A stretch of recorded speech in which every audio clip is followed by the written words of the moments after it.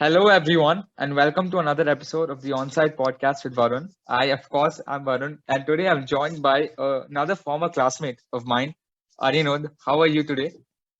Thanks for joining Hey, us. hello, Varun. It's a great pleasure to be here, Varun. I'm doing very well. How are you doing? I'm doing great as well. I always thought you're a Barcelona fan. I don't know why. Turns out you're a Scouser, Uh, which is okay. It's yes, okay. yes. Worst things to be. Everyone, everything is not as it seems. Yeah, exactly. I Well, mean, there are worse things to be. You're not a Madrid fan, at least, so it's fine.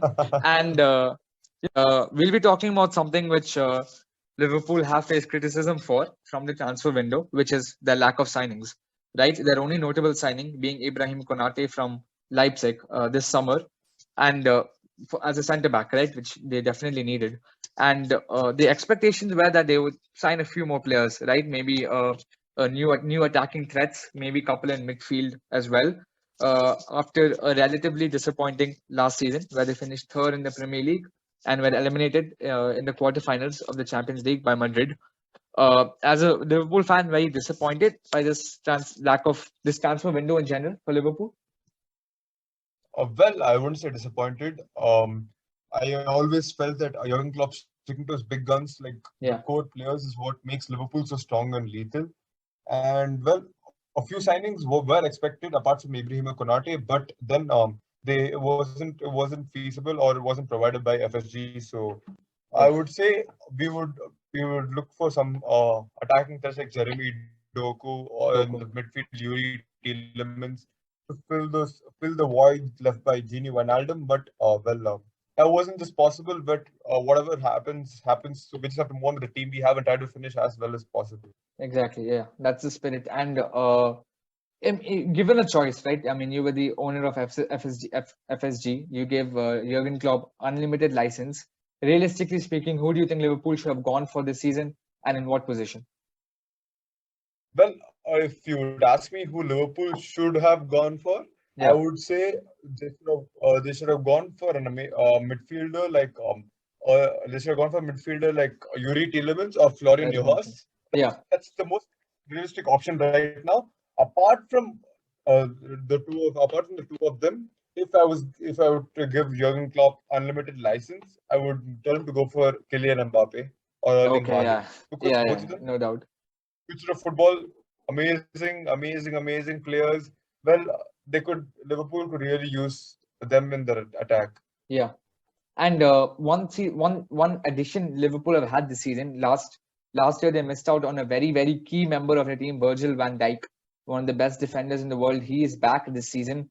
How important has he been? Are you really happy with the way he started this season from almost a year Well, of injury last year, of course? well, to correct you, not one of the best centre back in the world. Okay, He's okay, the best centre back in the world, and Virgil van Dijk's return has been very seamless. He's smoothly integrated himself back into the fray, and more than just a playing boost, it's more of an emotional boost, more of a a lot more motivational boost. confident, right?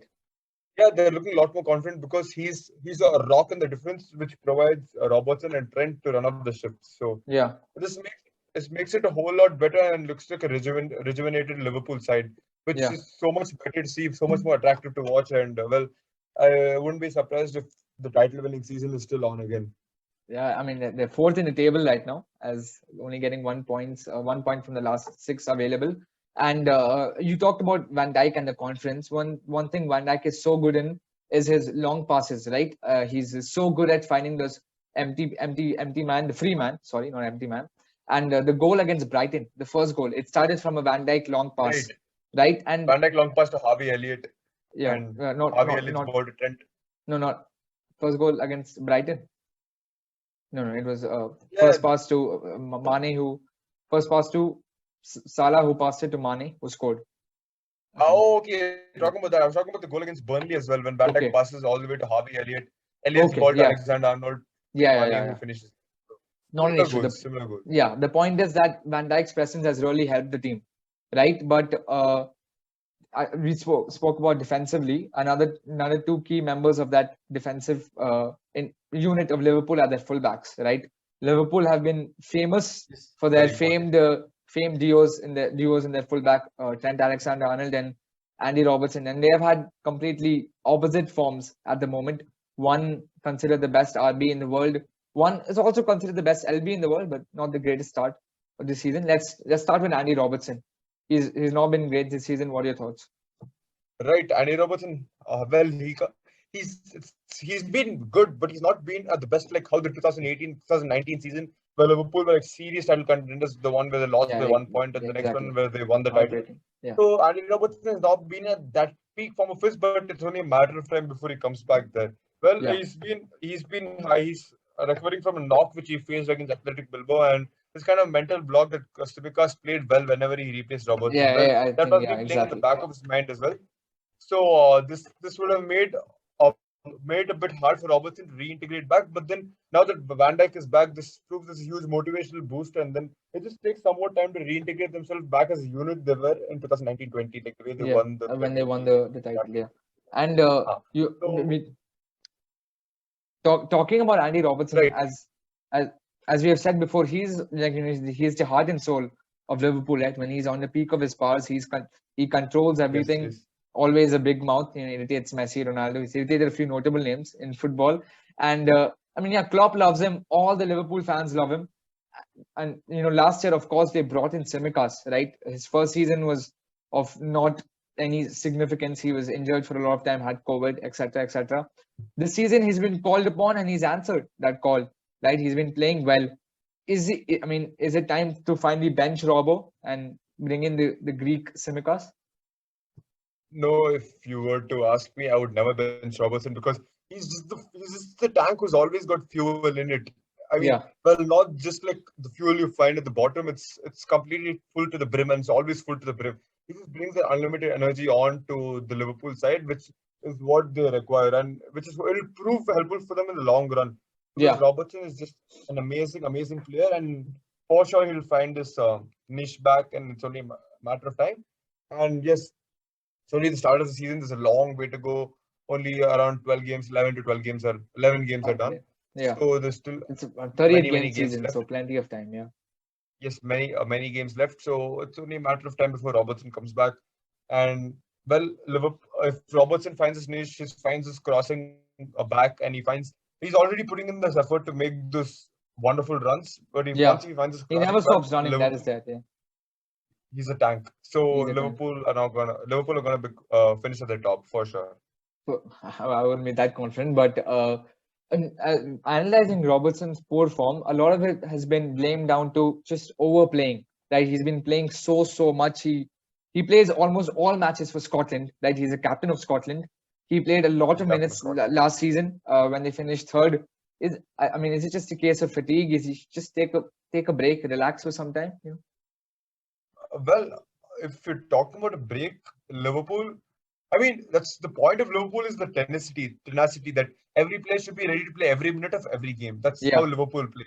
Yeah. Right. So that's the same thing. So overplaying doesn't come into concept here because Liverpool players are ready for that. It's just the stamina. The tanks are so big that they'll be able to play all 38 games or 90 minutes of every 38 games of season. So that's not a problem at all.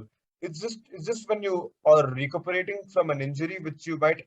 When you're getting back into good shape and amazing shape before a new season, motivated, all ready to take it on, a little bit knock, it can prove to be a block at the back of your head. Well, being a sportsman myself, I can tell you that even the smallest of injuries can prove to be a big doubt in your head. So I feel that's the same case with Robertson, and it's going to be. What do you think? Will he find his form or not? I'm hoping he'll find his form because Klopp has always said. A lot of us have always believed he's the best left back in the world, right? And something which has characterized Robertson is his crossing ability, right? It's only 17%, as I mentioned before, for this season, which is very, very low. And his rival Tsimikas in that position with 29%. As I said, I hope he finds his form, but at the moment, I think Tsimikas would be a better option for the next couple of matches. And if you're mentioning statistics, Tsimikas has 29% crossing accuracy in 2 matches, which was against Burnley and two. I'm sorry, Premier League. Two in the Premier League, Burnley and Norwich. Very low sides. And Robertson had to play against Man City, Chelsea, United. The first match against Atletico, definitely, Atletico Madrid, yes. They had to do so much of even AC Milan. They had to do so much of defensive work that definitely, this crossing ability is just bit a bit off the mark because of Liverpool. I mean, you remember the Atletico Madrid game, right, when Naby Keita's side was exploited so much, and it's led to both the goals from the other Goal. side, right? Yeah, So, yeah. The second goal. Yeah, Felix Run. Yeah, definitely.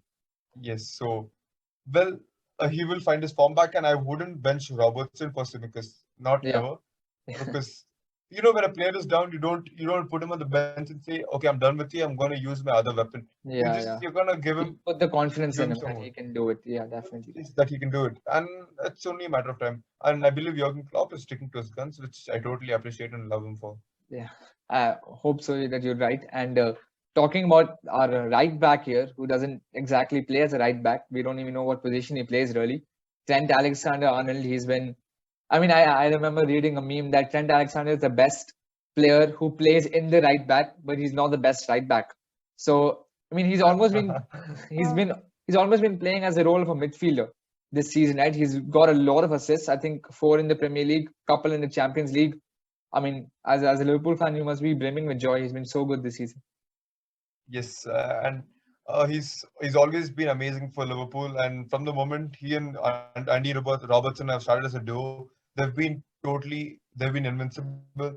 And Trent Alexander-Arnold, his set pieces are amazing, and the way Yeah, he just great clubs free in, he kick can play a against right West Ham. back. West Ham, yes, he can play right back, he can play right wing back, and you've seen right. He plays the midfield role as well. He can cut in, he can cut out, he can deliver across both the sides, and well, his crossing ability is also amazing. His He's, corners are he- wonderful. he's a bit of a hybrid between an inverted and a traditional, right? He seems to Yes, yes, do yes. a lot of the both. But I mean, we're talking about that is only possible because of the amazing rotations Liverpool have, right? And we have to give credit to one man, Jordan Henderson, the captain of the team. I mean, Henderson is he a true has to do a leader. lot of the defensive work, which usually Trent would have had to do. He doesn't track back that much. Trent, he's so attacking. We have to give credit to Jordan Henderson, right, for how good he is at doing what he does. Well, I wouldn't say Trent doesn't. I wouldn't say Trent doesn't track back, but he does track back at points. And this season he's been good defensively as well, which wasn't that great last season. And now I would say that Jordan Henderson, he's a typical leader. And the goal against Milan is just, I bet everyone was screaming Gerrard when he hit that with the Yeah, so beautifully hit. And he doesn't just score steps often, up for but his when he team. does, it's bangers. Yeah, His bangers. You saw, and the other goal against Brighton as well. A wonderful yeah, finish yeah. from outside the box, curving in. So well, Henderson, he always steps up for his team when he needs it, when they need him, and he's very good defensively as well. He's passionate. He's everything He's a everything team Klopp captain needs. could wish to Yeah, be. but Everything in Klopp needs. Everything the everything. top needs. That's what I Yeah, was yeah, going to say. definitely. Yeah, yeah. And who do you think should be their ideal two midfielders? Because we have Fabinho, who he has to play. Of course, I mean he's the only good holding midfielder they have. The other two options we have Harvey Elliott, who's I think he is injured. We have Curtis Jones, Naby Keita is a non-factor. He's injured that much. Jordan Henderson, of course. Thiago has to be mentioned. In Thiago, your opinion, what is Thiago. the two they should stick with?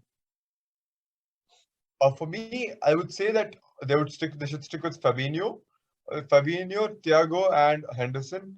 If not Yeah, Henderson, if Fabinho is playing the defensive role so well, I think we should bring in Naby Keita as well, because when Liverpool attack, they attack all out, and when they yeah, attack yeah, all out, definitely. it's this 9 out of 10 times they're going to score out of it, right?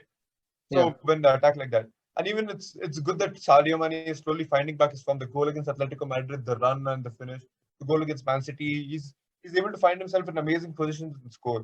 So yeah, well, definitely. I would say Liverpool's best midfield trio would be Naby Keita, Thiago, and Fabinho. But Keita is Nabi, always injured, so no Henderson in that three.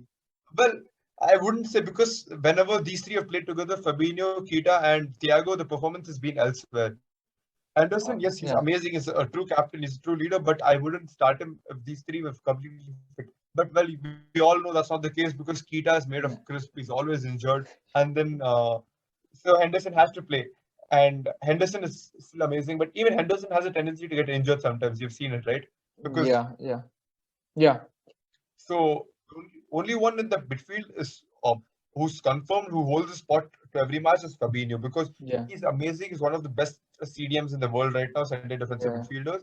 yeah, And well, the two center mids, they can rotate, they can vary according to the situation, is what I yeah, think. yeah, yeah.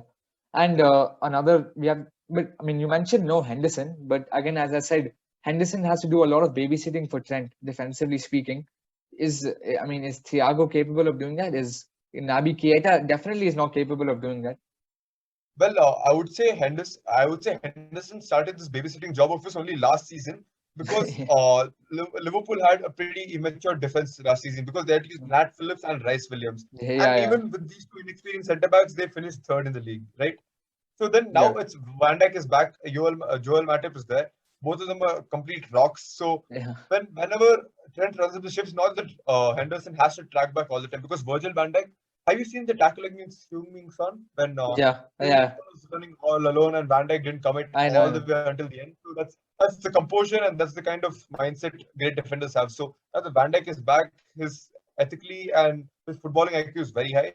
Henderson doesn't need to do the babysitting job. That's why I said that Liverpool can go with an attacking midfielder like Keita, and then soon they can attack with six instead of five. Okay, I mean, let's see if Klopp thinks that way as well. And when Naby Keita is fully fit, of course. I mean, he's in the hospital most of the time, unfortunately. And Well. Naby Keita, when he's fully fit, he scored some absolute bangers this season. yeah, The goal against Atletico Madrid, the Atletico goal against Madrid, Crystal Palace, good goal two against amazing Man goals. United as well. Yeah, First goal against Man United Man was United. Naby Keita. Yeah, Was I mean, amazing, that was but very then Man poor U's defense is defensively from United, but yeah, Man U's defense is just we don't need to talk about it. yeah, we have talked about in the first episode. But another Liverpool player who's been in the headlines this year is none other than your inverted winger, Mohamed Salah. He's been in the form of his life. Really, he's been silencing his critics for the past 2 or 3 seasons who said that he's only had one good season, which is a 17-18 one. He's been so good this season. I mean, is he the best in the world? We have to have that conversation. Where is he in that list? I would say second best in the world because Lionel Messi is always Uh, right up there. He's always the yeah, top.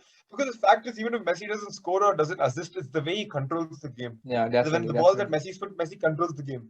Salah is more of this attack-minded player who finishes and who assists, who Yeah, normally leads to the goal but not to the build-up. Messi can do both. That's why he's the greatest of all time, according to me. yeah, yeah. But I right mean, now, right now, I wouldn't say Messi is unfortunately not as good as Salah. Right now, talking about current form, I'm sure it will change for Messi, but speaking at the yes, moment, yes, because Salah's form is completely tectonic. He can change the game by itself. Like the goal against Man City came out of nowhere. The goal against Watford came out of was nowhere. amazing. Yeah, Against even against Atletico Madrid, he scored all the way from outside the box.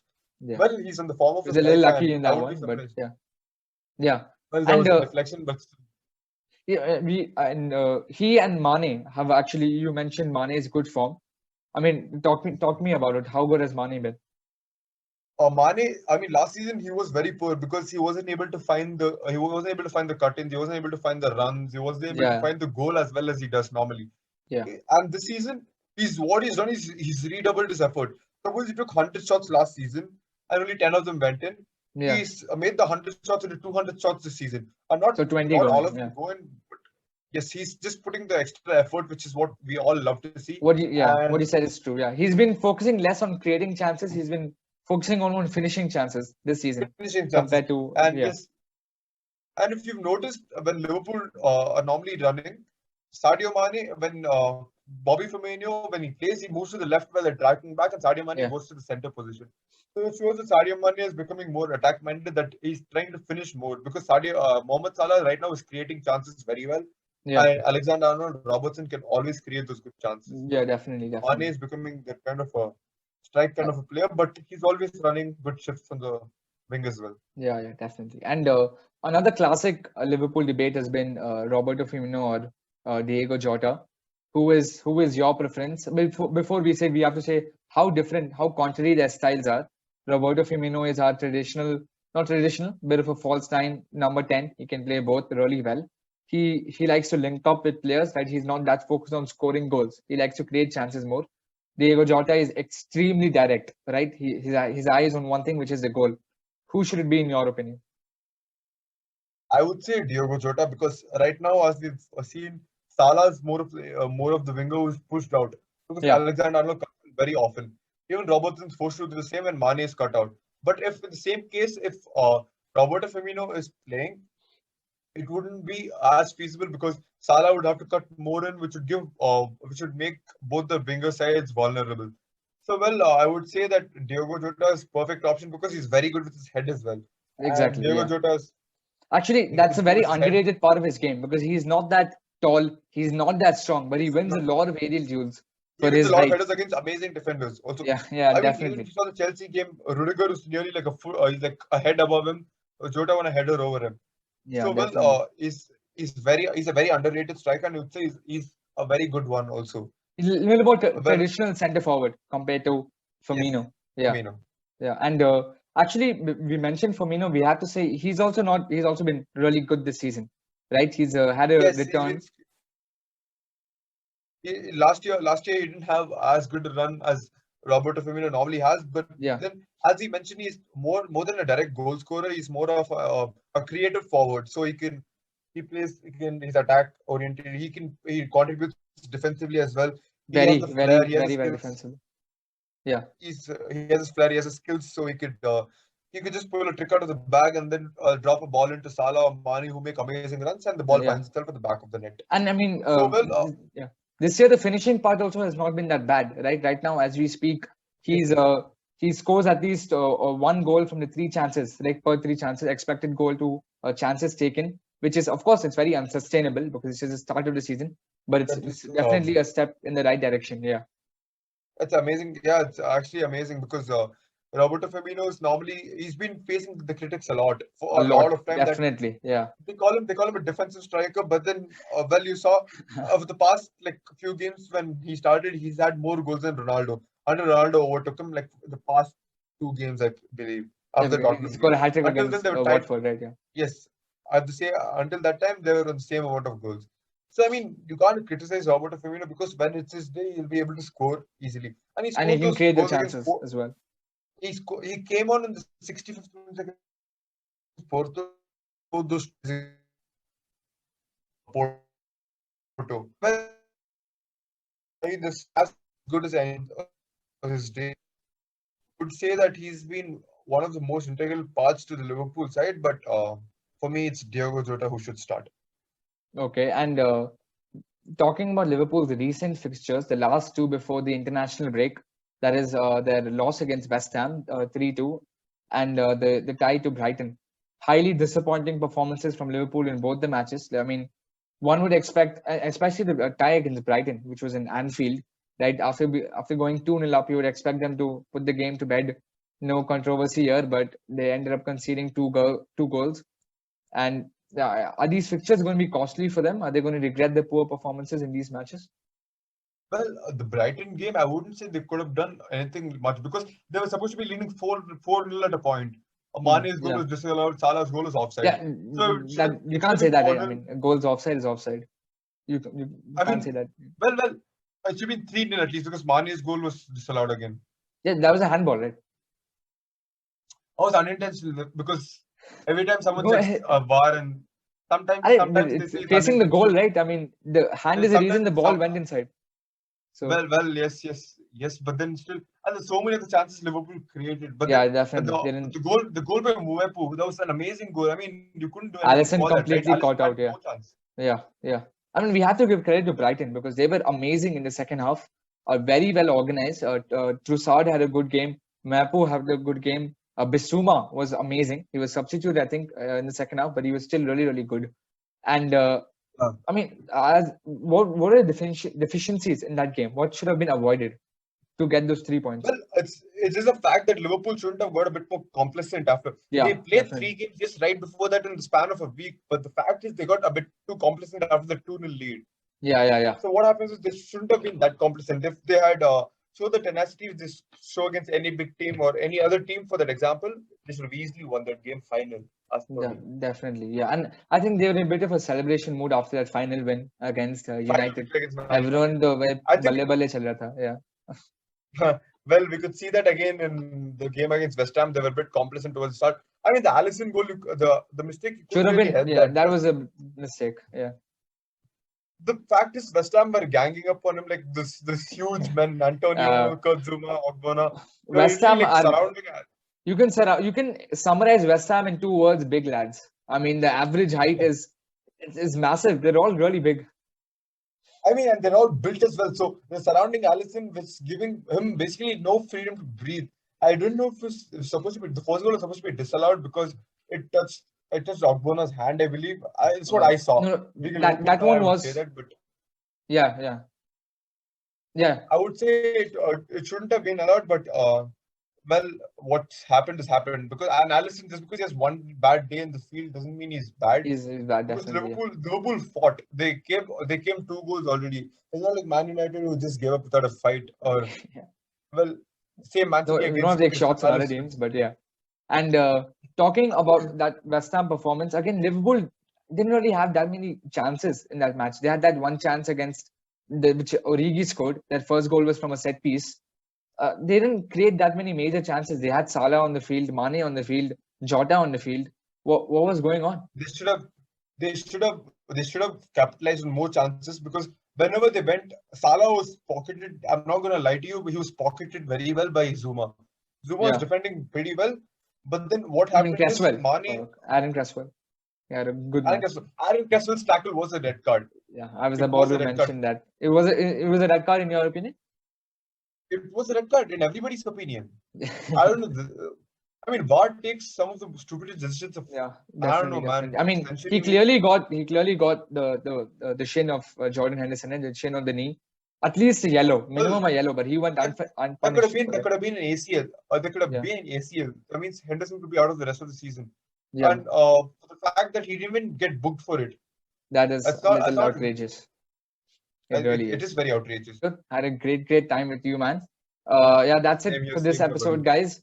Leave a like, subscribe, and tune in for more content. Thank you again, Anirudh, for joining us. Thank you so much, Varun. Thank you for calling me. It's been a great time. Yeah. Hope you enjoyed it, everyone. Thank you, and bye-bye.